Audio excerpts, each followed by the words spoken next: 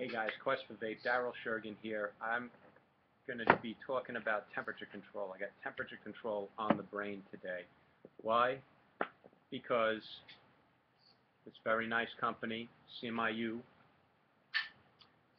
SMY, those initials stand for SMY, were kind enough to send me a temperature control box mod, their 50-watt temperature control mod. They sent this to me a month ago, and they've been a little bit irritated with me for not doing a video yet. So they did send this to me for free to test out, use, and do a video and a review. It took me a while to go ahead and get familiar with temperature control. And I didn't just want to review one device, so I also got the IPV3 Li, which I'll also be talking about.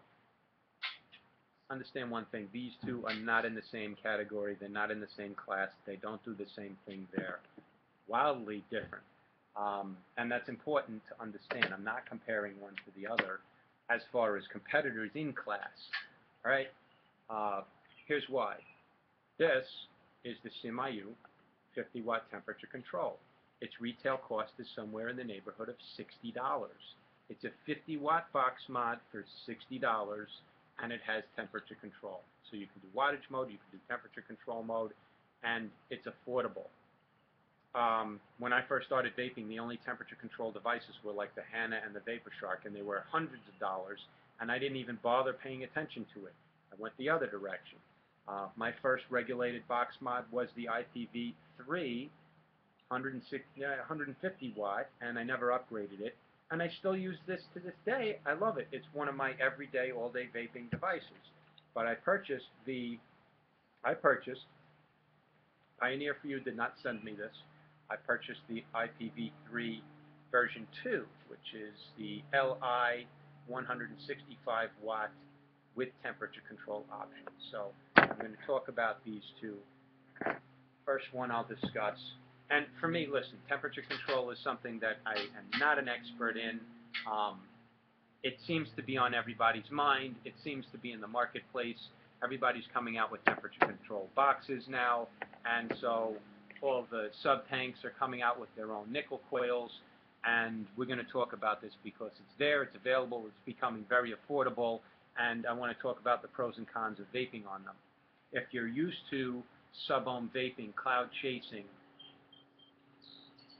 this is not an intense vape. This is not going to deliver the type of power that you want. At the same time, I don't want to trivialize it because it is an experience in vaping, and it is important to be able to understand that everybody's taste level and palate is going to be different, and you're going to gravitate to what you like in vaping, and I'm going to gravitate to what I like in vaping, and sometimes you like to mix it up and change. This is for flavor chasing. This is the connoisseur's palate.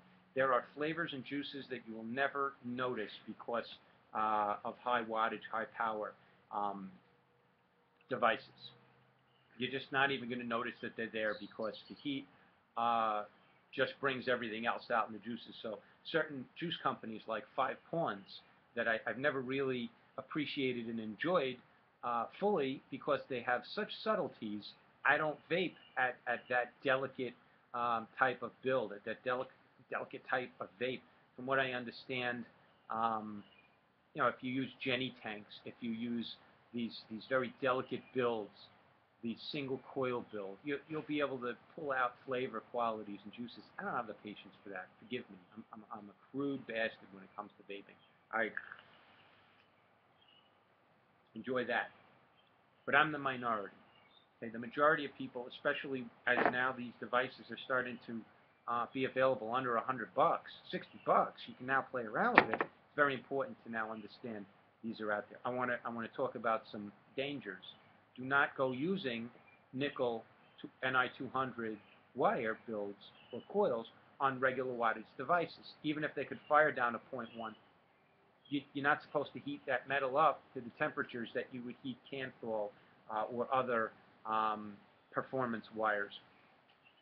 From what I'm told, and I'm not a scientist and I don't have the facts and details, nickel above a certain temperature is toxic, which creeps me out, and I don't like that. And I don't like the concept of that, and I don't even want to go anywhere close to that. But This one has a maximum temperature setting of 600, so it won't let you vape above that temperature. This one has a maximum temperature setting of 572 degrees Fahrenheit.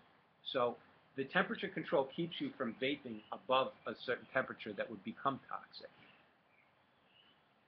But I built a 0.13 build for dripping, and if I pop that on an unregulated device, or even a regulated device that can vape and fire 0.13, I'm going to be vaping Ni200 wire at far higher temperatures than is intended, and nothing's going to stop me from possibly harming myself. So I want you to know about that. Don't do it, okay? Now I'll talk about the pros and cons, the experience of vaping with this type of device and this type of vape. It's a cool vape. It's a flavor chases vape. It is not an intense vape. It's if you're a patient person and you like subtleties, there you go. There you have it. It's a fine wine versus a six-pack of beer. I like a six-pack of beer. I like a fine wine. With vaping, this is just an area that I had not gotten into before. Why? Because I wasn't going to spend $200, $300, $400 on a temperature control device before now. But now, at $60, and I think I paid 120 bucks for this. I got it on eBay. None of the shops around here have it locally, but they will soon. It's just hitting the market now. I skipped right over the IPV4. I was excited about it in February. It didn't arrive. Then it came out in May. Around then, and then I just never got one. I was busy with other stuff, so I went and got the IPV3 version 2. All right, let me talk about SMY. Let me talk about their box mod. I'm familiar with this company. I love that company. Some of the products that they make are fantastic. I'm a big fan of the 260 watt box mod. That's 3 18650 batteries. It's in a lot of my videos. Big fan of that. I have the Kung Fu box mod. I actually asked them if I could do a review on their dual 26650 mod, the Kung Fu box. But they sent me this instead. So, all right, here we go. Nice, solid, thick, heavy, stainless steel box. This reminds me of my variant clone in more ways than one. It's got that sliding. This is the battery door. Slides down nicely. That's sweet. That's sweet. It's got this little BB over here with a spring behind it that holds the door closed. The only gripe I have about this is that battery sled. That battery sits so tightly and snugly in that compartment that this door, see if I could get this door slides right up against the battery wrap. In fact, I have sheared through several batteries, 4 batteries. I have sheared through the actual battery jacket, battery wrap. Is it user error? Yes, it's user error. But there's going to be a lot of user error with this device. So I did mention it to them. I want to show you. Can you see those nicks? There's one right there. That's a slice through the battery wrap. And then there's another one. I mean, it's doing it. There's another one right there. You can see that is a scalloped round. It just sliced it right off. Maybe there was a little bit of an imperfection in the wrap. Maybe it bulged up a hair. But the point is, other devices have a little bit more room that they don't do that.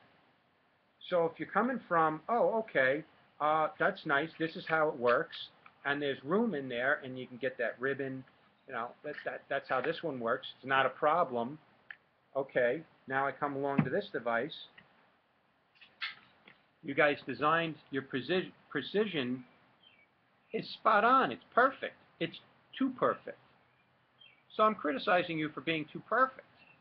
Yes, this ribbon is there for a reason. Now, maybe if I just tuck that ribbon out of the way and I stuck this in there, but then I'm going to have problems pulling the battery out. So you got to hold this battery horizontal to get it in. It's a very snug fit, which is nice. Okay, so it fits in there nice and snug, and then you got to slide this ribbon out of the way. All right. Now watch. I made them aware of this, and they don't seem to think it's a problem, but, you know, if it becomes a problem, then you fucking heard it from me. If you're buying this device because it's inexpensive, sorry, I'm Butterfingers trying to do this right up against my camera. Can we get this on? Okay, there we go. If I'm not careful and I just slide,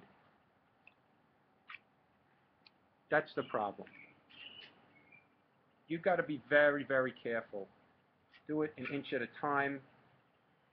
Turn the battery if you have to. If it hits that part where there's a seam on that battery wrap, it's just going to catch, and it's like scissors. You're going to scissor that thing, and anyway, I have to rewrap 4 batteries now because of that. So, look. You kind of, all right, that leading edge, I don't know what you could do. Bevel it, angle it up, round it, sand it. It's not exactly sharp, but it's not exactly dull either. So that's my one complaint. My other complaint, not so much of a complaint. You got single 18650 battery. It does have an internal charging port. It does come with a charging cable. Don't use that. Take the battery out, stick it on a charger, charge it like an 18650. It's not a good idea to ever charge batteries internally, especially where there's the potential that you might have nicked the outer casing, and then now you're charging a battery. It's just not a good idea. Here's your vent holes in the bottom. Other than that, nice, solid. You know, I love the box. I love the weight of it. I love the feel of it. And this light over here is, I'm told when the battery is internally charging and plugged in that light lights up. And then when it's fully charged, it turns off, and then you know to disconnect it. So, but I'm never going to use that. I take my batteries out and put them on a charger. But the box that came in, it's nicely packaged, quality packaging. It did have an inspector. Check the device out. You pull up this tray, and now you got your drip cloth, which is nice. You got your user manual, and it came with this. Here's the cable for internal charging. Again, I'm not going to use that. Do what you want. If you're lazy, you don't feel like buying a charger, I guess that's convenient.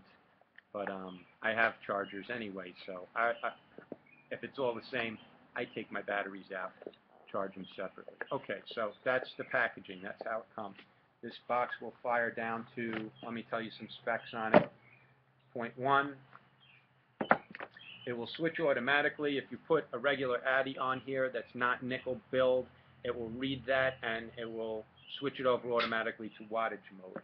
There's no joule setting on this, so it's just strictly you set the temperature. You don't want it to go above at a maximum of 600 or down to whatever maximum temperature you want, and it'll keep from vaping above that. Okay. What else do we got? Please make sure the coil is of pure nickel 200 when it is in temperature control mode. So you're not going to be able to use like anarchist wire, NI80 or something like that. What else could I tell you? 3.5 volts to 4.2 volts direct current. That's interesting. It'll fire down to 0.1 ohms and as high as 3 ohms in normal mode. It'll fire down to 0.1 ohm up to 1 ohm, from 0.1 to 1 in temperature control mode. Use a 35 amp battery. Short circuit protection. When the electric current is more than 35 amps, it will interrupt the current output, so it'll stop you. It's also got anti-reverse protection. When the battery pole is loaded, if you put the battery in the wrong way, it just won't work. All right? And it's going to monitor the temperature near the internal coil. So it's reading the temperature of the internal core of the device, not at the actual atomizer. And then if the internal core is more than 80 degrees, it'll stop working. Okay? All right. This just goes through the different menu settings, what's what. Now, what's interesting is when you change devices, when you change Addies on here, it will ask you, new atomizer, and it will read the new atomizer, and it will check that new tank or coil or addy for its build. And okay, so when you're vaping on this, it takes its own sweet-ass time getting up to the temperature to vape on. 1, 2, 3, 4, 5, powers it on. Live long and vape on. Atomizer detecting. 0.14. And it'll go from 5 watts up to 50. So it's in wattage mode right now.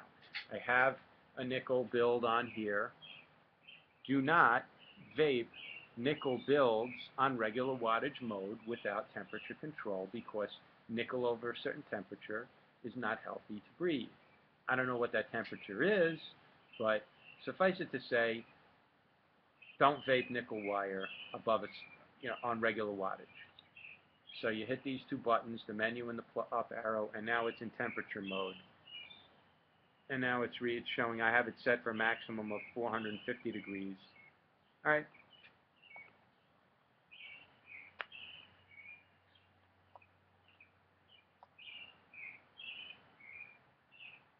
Takes its sweet time. All right.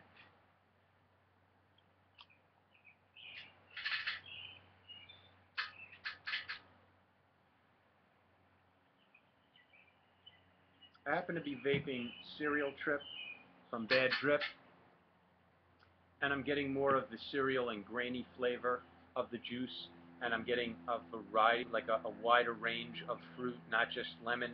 I happen to like that cereal flavor from Bad Drip, but I'm getting more flavor nuances out of the juice.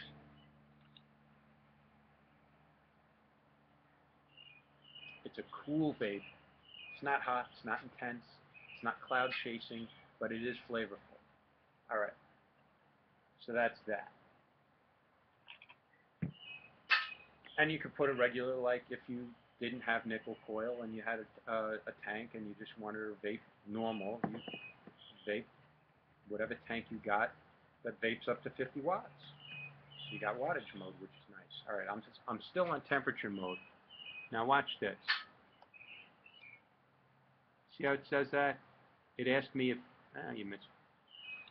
Didn't record, sorry. It asked me if I had a new atomizer on there, which I do. And then it's reading that.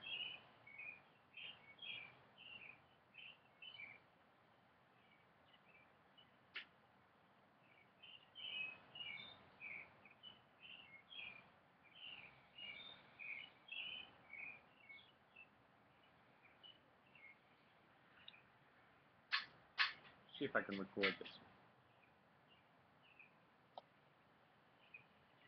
There, you see, it started, it's taken a while to get up to 400 degrees.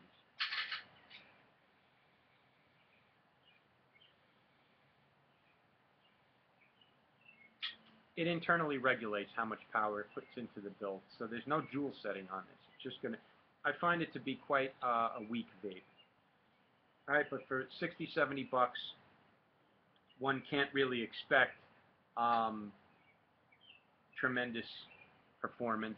It's an affordable temperature control device that has the option to switch back and forth. Okay. And by the way, if you put a regular coil on there, it'll automatically switch you into wattage mode. It reads, and it'll notice that you don't have a nickel build. It's not going to be fooled by anarchist wire or some kind of titanium wire. It's not going to be. It's just going to read, okay, this is not nickel. I'm going right into wattage mode. Okay. Now, that's enough for that. It's not my favorite device. Why? Because I like 100, 150 watts, 200 watts. I like a more powerful vape. I'm not patient. The build for this was a pain in the ass. It was 12 wraps of 26 gauge Canthal. You do not pulse those coils. You just build it, space them, wick it, and vape. So now I'm going to show you the experience on the IPV3 with temperature control. Okay. 5 clicks gets it into menu mode. System on. No, I didn't want system off. Other guys have better videos on this thing and more detailed.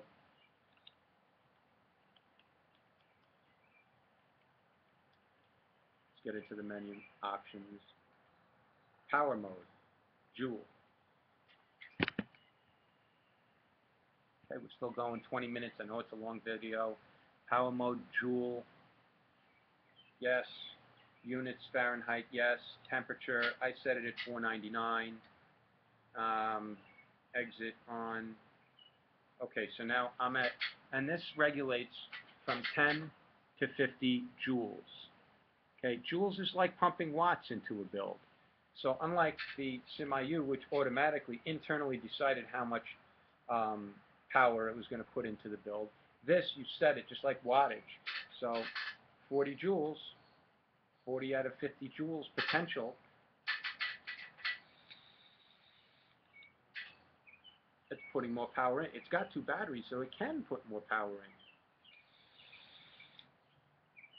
Again, for $60, $70, how much can you expect out of this device with 1 battery? And it's not going to go above 35 amps on 1 battery, so it really can't pump a whole lot of power into a build. So I would say for that, smaller builds, maybe 28, 30 gauge nickel wire if dripping, or you know. But anyway, it just was lackluster on this coil. So here we've got 40 joules. Now watch this. I'm going to power it, and it's showing a temperature reading. Actually, it's showing me volts from 2.7 up to 3.3, 3.4.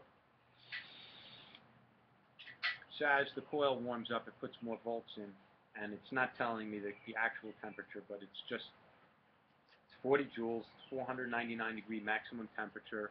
That's it. It's a nice vape. It's definitely more intense than on this. Being able to regulate for joules is a feature I find I like. But again, having an intense vape and temperature control at the same time is not, they're not really, it's not a fair conversation to have. So,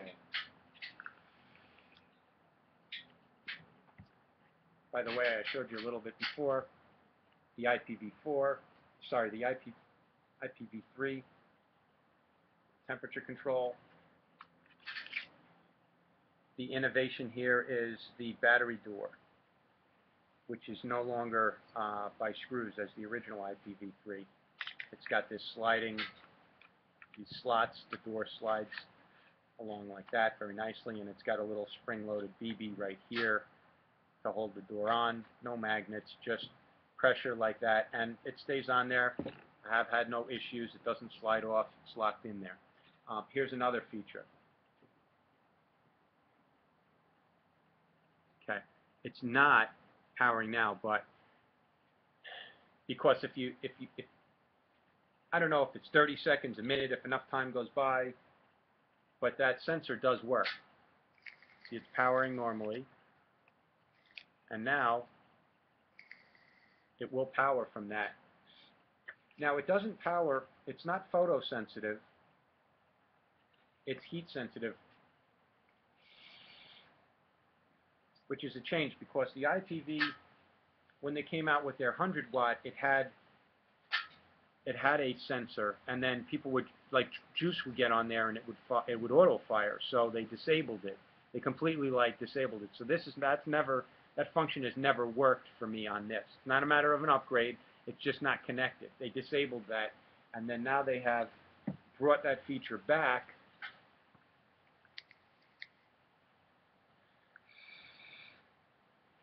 Which is nice. You can actually turn that off manually. You can shut that function down. I would be careful with that, though. Again, I don't think juice is going to set it off. Let's try. So, my finger's over it. It's firing. Juice gets on there. It's not firing. All right? A tissue covering, it's not a light sensor thing. So, all right, maybe a little bit better be no problem over here with juice dripping down in this thing, because I just dripped down in it. So if it blows up, Pioneer for you, that's on you. All right, now that cleaned up pretty nicely. And then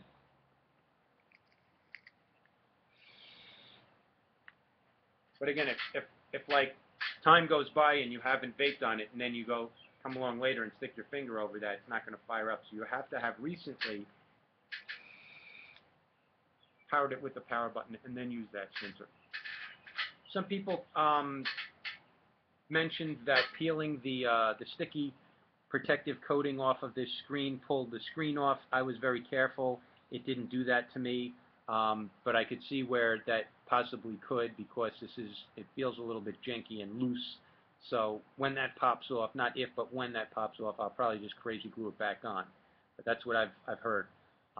So those are some of the features about it. It's nice, it's solid. Hey, listen, judging from the previous IPV, which I've had since December, and this thing has been cross-country with me, traveled, it's fallen, it's dropped, it's taken a pounding. You can see it's like all patinaed and worn, and I mean the gouges on it from my friend Ron borrowed this in Miami, and he's rough on equipment, and he wasn't able to kill it.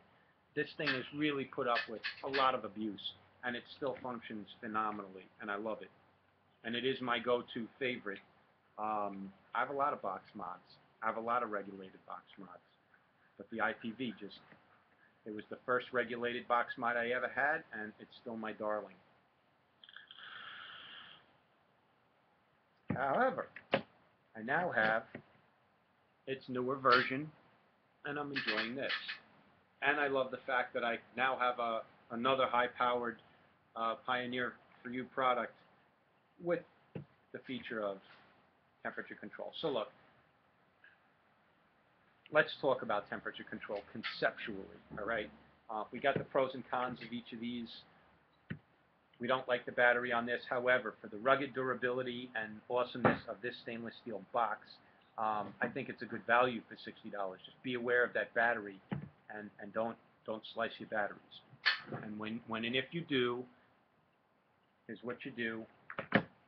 Just unwrap the damn thing. All right, this is what a naked battery with no wrap looks like. This one got really badly shredded. And then, you know, I've never seen a battery without the casing. And this scares me because it's a live battery with that, and that's all negative. So all I would need is like a little bit of metal to go from there to there, and it's shorting. That's not something you want going on in your life. So I have this in a little plastic baggie, and then in the case by itself, alone, with nothing else corrupting it, because this is a dead, if I put that in my pocket with loose change, it would dead short in my pocket, it would be a problem.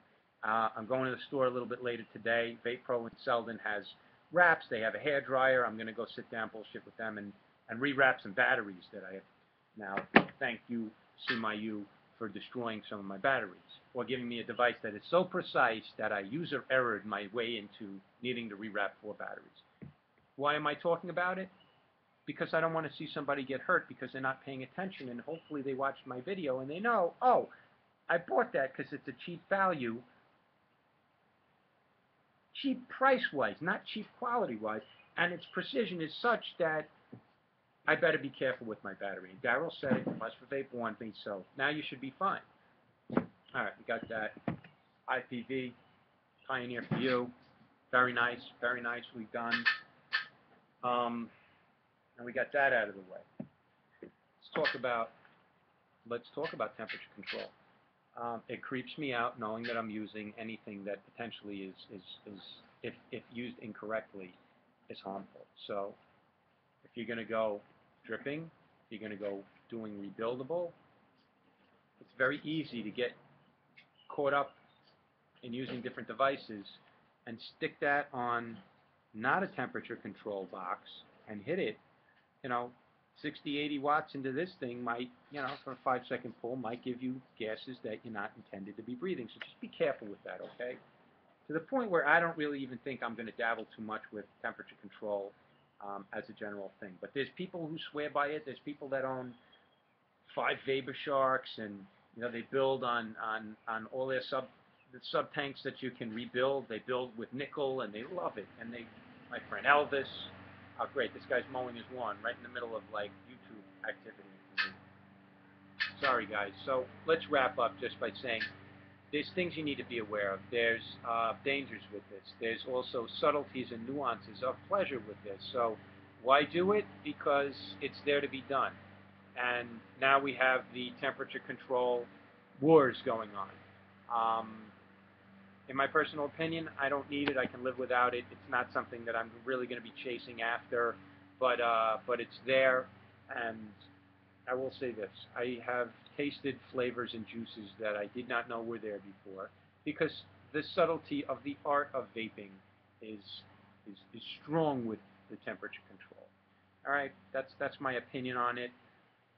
Don't get all crazy about temperature control, guys. If you haven't dabbled in it, you're not really missing much. If you're the kind of person that loves a cool, flavorful vape, and you're a flavor chaser, and you want to really, like, my friend Elvis is a good example.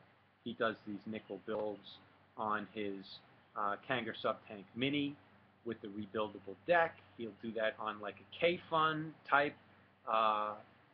If you're into Orchid, or if you're into like all of these rebuildable tanks now, you can't see what's going on inside there, so you don't know if you're dry hitting or not, and that's always a problem for K-Funs and such.